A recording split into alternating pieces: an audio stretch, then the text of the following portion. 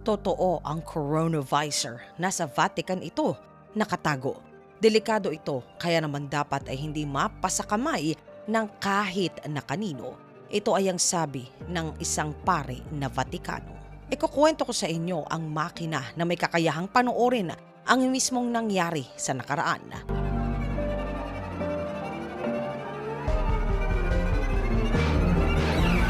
Ang Vatican na isang lugar na talaga namang napakahiwaga. Hindi kailangan maging isang Katoliko upang maging interesante ang mga estruktura na nakatayo dito. Wala ring singganda ang sining at maging ang kasaysayan na nakapaloob sa maliit na bansang ito na siya namang sentro ng pananampalataya ng mga Katoliko sa buong mundo. Ngunit sa kabila ng lahat ng mga nabanggit kong ito, may isang bahagi sa lugar ng mga Batikano na madalang pa sa patak ng ulan kung mapag-usapan. Ito ay ang tinatawag nila na ang Secret Apostolic Archive. Ang lugar na ito ay hindi maaaring pasukin ng publiko. Binabantayan ito ng hindi mabilang ng mga armado na tila ba mga sundalo at gawa rin sa pinakamakabagong antas ng teknolohiya ang seguridad na tila ba napakasikretong lugar na ito. Sa loob ng malahiganting lugar na ito ay may mga vault. Sa loob ng mga vault ay may mga silid na kalkulado ang temperatura. Doon matatagpuan ang tila ba aklatan na may lawak na 80 mga kilometro. Doon nakasilid ang pinakaimportanteng bagay sa kasaysayan na sa loob ng mahigit sa 1,000 mga taon ay kinolekta ng simbahan upang ito ay mapreserba at maingatan na mabuti nila. Ngunit sa dami ng mga aklat at relika, isa ang pinakakontrobersyal na mayroon sila. Ito ay ang makina na tinatawag nila na ang coronavisor. Ang makinang ito ay may kakayahan upang silipin ang nakaraan kahit kailang gustuhin sa kahit na anong panahon na nagdaan. Sa loob ng napakaraming mga taon, ang makinang ito ay tila ba kathang-isip lamang hanggang sa ilathala mismo ng isang paring Vatikano. Ang para sa kanya ay ang totoo. Ang pari na si Father Peregrino Ernetti ay kilala dahil sa talas nito pagdating sa musika. Ito rin ay isang iskolar. Matatas ito sa maraming mga lengguwahe. Bihasa rin ito sa physics, sa electronics. Kasapi rin ito sa mga monghe ng santo na si Benedict. Hindi masabi kung ito ay tadhana o dikta ng kapalaran. Isang beses nang maglakbay itong si Ernetti, lula ng bapor papuntang Italia. Kapwa naging pasahero nito ang isa pang pari mula sa Fransya na si Francois Brunet.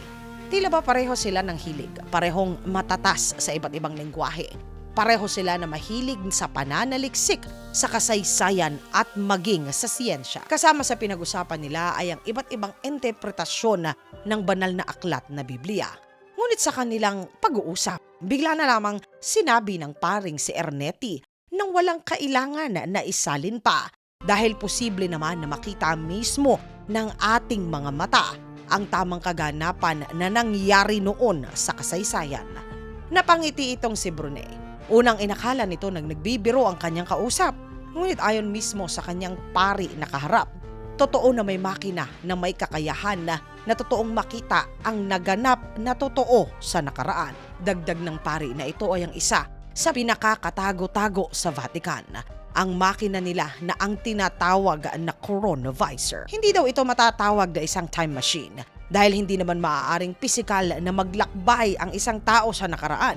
Gamit ang makinang ito, ang coronavisor ay idinisenyo upang mapanood lamang ang naganap sa nakaraan. Ilagay lamang ang tamang panahon na nais na mapanood at masilayan. Ang kwentong ito ay lubhang ikinagulat paring si Brunet. Hindi nito mawari ang kanyang magiging reaksyon. Kilala itong si Ernetti sa kaparian sa buong mundo bilang isang respetado, edukado, seryoso at higit sa lahat lubhang matalino na uri ng isang tao. Ngunit sa harap niya sinasabi nito na narinig niya mismo ang talumpati ni Napoleon Bonaparte sa Mussolini. Napanood din ito ang kaganapan sa sinaunang Roma, ang mga digmaan na nilabanan nila. Napanood din ito ang mga laban ng mga gladiator ng sinaunang panahon ng mga Romano. Kaya kahit naman napatigalgal ito, tinanong nitong si Brunet kay Ernetti kung totoo nga ba ang kaganapan na nakasulat at nakatala sa Biblia. Sumagot naman itong si Ernetti na totoo ang lahat. Napanood nito mismo ang huling araw ni Hesukristo kasama na ang pagpapako sa kanya. Maging ang pagbibigay ng 10 utos o ang 10 Commandments, ang huling hapunan o ang Last Supper, maging ang pagkawasak ng Sodom at Gomora at napakarami pang iba. Ngunit sa kabila ng kredibilidad ng pari na si Ernetti, sa isip-isip nitong si Brune na walang kakayahan ang kausap nito na bumuo ng ganitong uri na makina. Kaya naman sa panahong ito, mas lamang na hindi siya naniniwala sa sinasabi ng matalino at batikang pari na nasa harapan niya. Sumang-ayon dito ang pari na si Ernetti.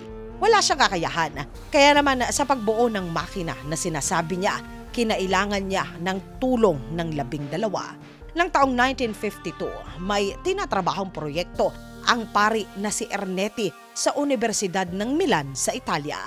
At dahil siya ay ang isa sa pinakabihasang tao sa mundo tungkol sa mga sinauna na mga musika na mabusisi nito na inaaral upang maibalik ang mga sinaunang musika na mga Gregorian na kamakailan ay natuklasan nila. Habang pinakikinggan nila ang musika, kasama ang nagtatag ng eskwelahan na ang isa pang pari na si Agostino Gemelli, nagulantang ito nang marinig niya mismo ang tinig ng kanyang ama. Ngunit papaanong mangyayari ito? Ang ama ni Gemelli ay napakatagal na pumanaw na. Isa pa sa pinagtataka niya ay hindi naman mensahe o balita ang kinukwento sa kanyang ama na naririnig niya. Kung hindi, tila ba ito ay tumatawad ng sapatos na binibili niya? Unang inakala ng pari na binigyan siya ng Diyos ng kakayahan. Ngunit dahil nga mas lamang ang pagiging scientifico nito, hinanap nito kung mayroong kasagutan galing sa siyensya ang mga nararanasan nila. Papaano ang mga tinig at maging ang mga pangitain ng mga taong wala na ay nananatili pa rin at naririnig nila. Kahalintulad ito ng mga tinatawag na ang EVP o ang Electric Voice Phenomena.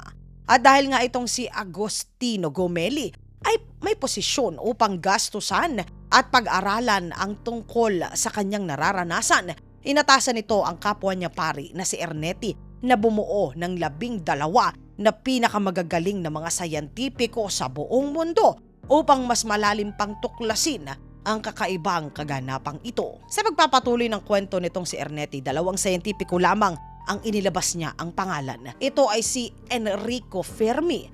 Ang sayantipikong ito ay nakakuha na ng mga hindi mabilang na mga parangal. Isa na dito ang Nobel Prize sa galing nito bilang isang physicist. Ang taong ito ay ang unang gumawa ng pinakaunang nuklear na reaktor sa buong mundo. Ang isa pang sayantipikong kanyang pinangalanan ay si Wiener von Braun. Ang 5 sayantipikong ito ay bihasa sa paggawa ng mga rocket. Kalaunan naging direktor ito ng NASA. Ayon sa kanilang pananaliksik na ang tunog ay maaaring ipitin upang maglabas ito ng imahe. Ito ay dahil ang liwanag at tunog ay hindi po na nawawala. Ito ay magiging enerhiya, kaya naman gumawa sila ng isang antena na tila ba magsisilbing lambat upang humuli sa enerhiya na ito na siya namang maglalabas ng boses at kalaunan kasama na ang letrato at ang imahe ng mga nangyari. Tinawag nila ang makinang ito na ang coronavisor. Ang mga nag-ooperate ng coronavisor ay maaaring magtala ng takdang oras at ng araw kung saan tila ba lalambatin ang enerhiya ng makina. Ang enerhiyang ito naman ay ang siyang magiging tila ba palabas ng telebisyon, katulad na lamang ng ginagawa ng ating normal na antena upang makasagap ng signal at mailabas ito at mapanood sa telebisyon. Tila ba mas lumilinaw na kay Brune ang sinasabi nitong si Ernetti. Kaya naman dahil manghang-mangha ay tinanong nito kung ano nga ba ang nangyari sa sinasabi nitong naimbento nila na pambihirang uri ng makina.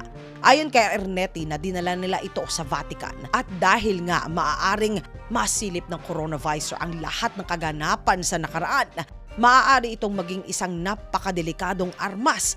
Pwede itong magamit upang pagmulan ng malalaking digmaan at ng kaguluhan. Sa maling kamay, lubhang napakadelikado ng makina nila na naimbento. Kaya naman agad na pinakuha ito ng Santo Papa noon na si Pope Pius XII. Ito ay kanyang pinadesmantel at tinago sa pinakakailaliman ng vault ng Vatican. Ipinagbawal nito ang kahit na sino na banggitin ang tungkol sa makinang ito. Kaya naman sila ay tumalima at sa loob ng isang buong dekada, ito ay ang unang beses na ang makinang ito ay binanggit niya. Ayon naman kay Burney na nakalulungkot na walang ebidensya na ang makinang ito ay totoo nga. Ngunit ayon naman sa paring si Ernetti na meron siya ng mga ebidensya. Itong si Quintus Ennius ay ang tinagurian ng ama ng pinakamakata ng sinuunang panahon ng mga Romano.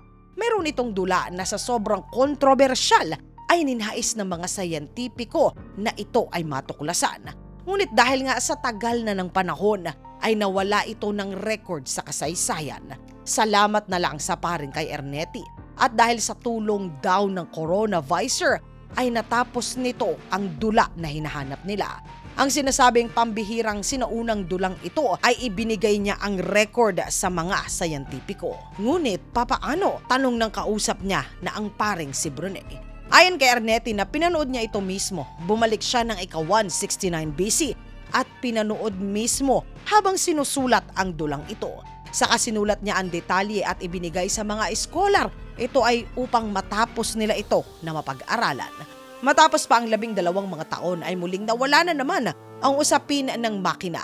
Hanggang sa ng ika-1972, lumabas ang artikulo tungkol sa coronavisor. Ito mismo ay mula sa dyaryo sa Vatican, La Dominicala de Corriere. Ayon sa artikulo na may makina na naimbento kung saan maaaring silipin ang kahit na anong bahagi ng nakaraan. Ito naman ay mariing tinanggi ng simbahan. Itinanggi ito ng buong Vatican. Mga katinagalog ko, may mga nagsasabi na hindi naman talaga na-dismantle ng simbahan ang coronavisor. Sa halip ginagamit nila ito upang malaman ang pinakakatagong lihim ng buong mundo, maging ang mga pinakamalalakas na bansa dito. Kaya walang maaaring sumalungat sa kanila dahil matindi ang armas na hawak nila. Paulit-ulit na itinanggi ito ng mga taga-Vatican ng buong simbahan. Walang makinang ganito na nakatago sa vault nila. Ngunit ng taong 1988, naglabas ng deklarasyon mismo ang Vatican na kung sino man ang mahuhuling gumagamit ng makina na katulad ng coronavisor ay parurusahan at itatakwil agad ng simbahan. Kaya naman napataas ang kilay ang buong madla. Ito ay dahil kung hindi naman pala totoo ang coronavisor, bakit may batas na ganitong inilabas mismo ang Vatican? Hanggang sa pagpanaw ng mga pari, kasama si Ernetti, pinangatawanan nito na totoo ang makina na kanyang naimbento. Totoo ang coronavisor at nakatago daw ito sa Vatican. Mga katinagalog ko, iiwan ko po sa inyo ang pagpapasya patungkol sa maselan na usaping ito. Sa mga narinig ninyo mga katinagalog ko, sa tingin po ba ninyo totoo ang coronavisor? Isulat po ang inyong saloobin sa comment section sa ilalim upang sama-sama naman po na ito ay ating basahin. Ang may pinakamakabuluhang sagot po ay mananalo pa rin ng 100 GCash load. Mga katinagalog ko, maraming salamat po sa pagsama ninyo sa isa na namang segment natin sa araw na ito.